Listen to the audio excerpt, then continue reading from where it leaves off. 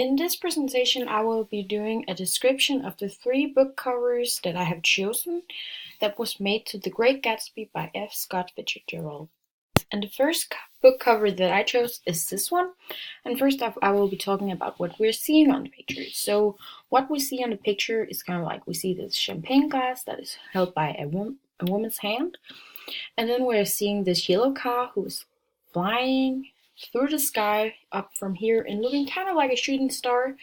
And we're seeing like a party of 3 sitting down here, where we have these 2 people talking together and one dozing off over here. And the colors of this cover is very faded, so like it's very like neutral up here and here and here, and then it's kind of like the red colors which are dominating. So we have like a red here and here and here and here, and also in the title. And then we have like some other colors like blue that also shines through, but it's mainly focused on like the red colors of the palette. So the center of attention in this book cover is the champagne glass held by this woman's hand. And in the middle ground, we kind of have like these people who is sitting here and talking and having a dinner or a tea party. And then we have the yellow car. And then in the background, we have this blue sort of sky who is shining through. So in relation to the story, you could say that this is kind of like, we have the glass, which could represent all these parties that Gatsby is holding all the time. And by the woman holding it, and this woman could, for example, be Daisy, it's kind of like acknowledging that these parties, they were kind of like for Daisy all this time in the book.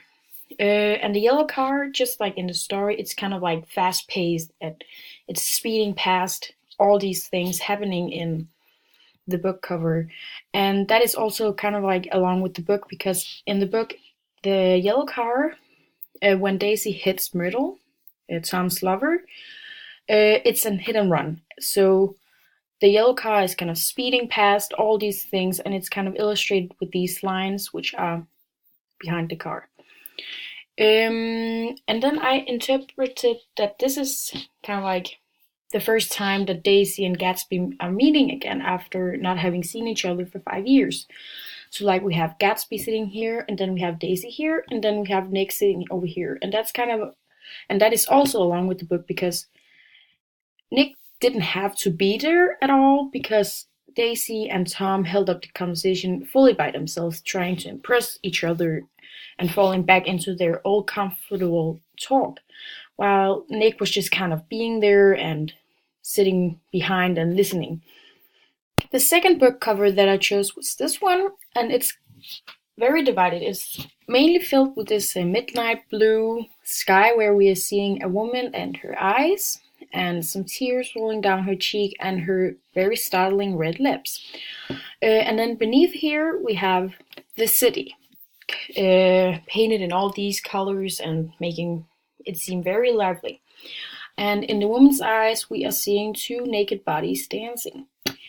So the colors, they're very like bright in this cover. We have the midnight blue sky and then the eye-catching red lips. And it's kind of like, it takes up most of this cover. And then we have the city. And the city is painted in all these very bright colors and a very impressionistic style, to represent all this like life that's happening in the city. And making it seem more moving than it already is. And the composition, it's mainly just like we have a very divided picture, because the sky is what is having like the most attention in this picture, with the city beneath it. And I found in this relation to this cover that you could talk about how like Nick, he found the city very interesting when he got there, and he found it like it was a moving place with a lot of wonders that you didn't really understand, but there was happening a lot of things. But in the end and last part of the book, you kind of see like this city, it loses its significance, and it's like, yes, you have this city, but you also have this crying lady above who's like feeling a lot of things, and it's not going that well. And for Nick in the book, it was just like when Gatsby died, he lost the hope for like this city, and he didn't want to be there anymore because he couldn't see like the dreams that had once been in this city. And I feel like the woman crying in this picture is interpreted as Stacy. Because it kind of like turns the picture around, because we have this lively city, but then we have this woman crying above it. And the naked bodies that are swimming in her eyes, I would feel like that would be Tom, and we would have Gatsby, because she has these two men adoring her. Kind of like we have Gatsby, who is very much attracted to her and is trying very hard to like get her attention and get her back. And then we have Tom, who is unfaithful to her but is stable, and she is able to trust him after a lot of years.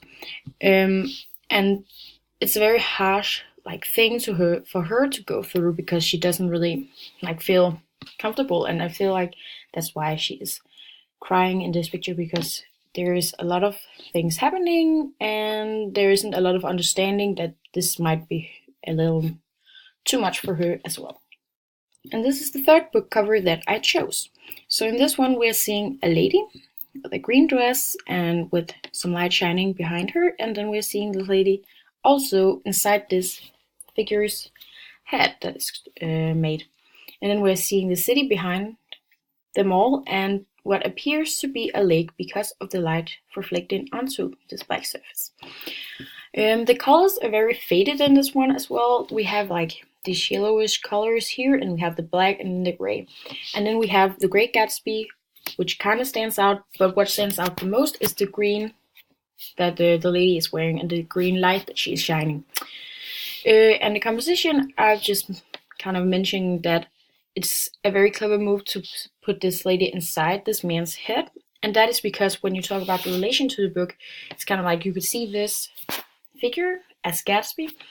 And Daisy was always on Gatsby's mind. And always, because what you can also talk about with this woman over here is that in the story, Gatsby buys a house, and this house is just in front of Daisy's, over the little like water, and from there he can watch a green light blinking from Daisy's stock, and this green light is represented through here in the green dress that this Daisy is wearing. And I feel like that is a very, very smart move, because like it's a way to illustrate this cover without being directly told what is happening, and kind of portraying her in this green dress is a very smart move.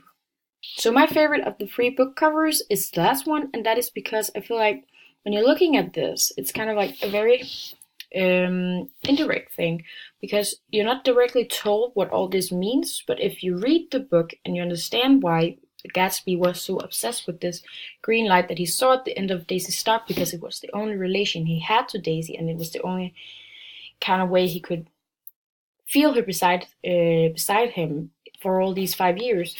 You kind of understand the images a lot better, because this green woman represents Stacy, and she was always on Gatsby's mind. And then you are kind of like shown that she's also far over there and not even. And this might just be an image in her head, in his head, because she's always over there, shining bright like a beacon and just waiting for something. And in Gatsby's mind, she was always waiting for him.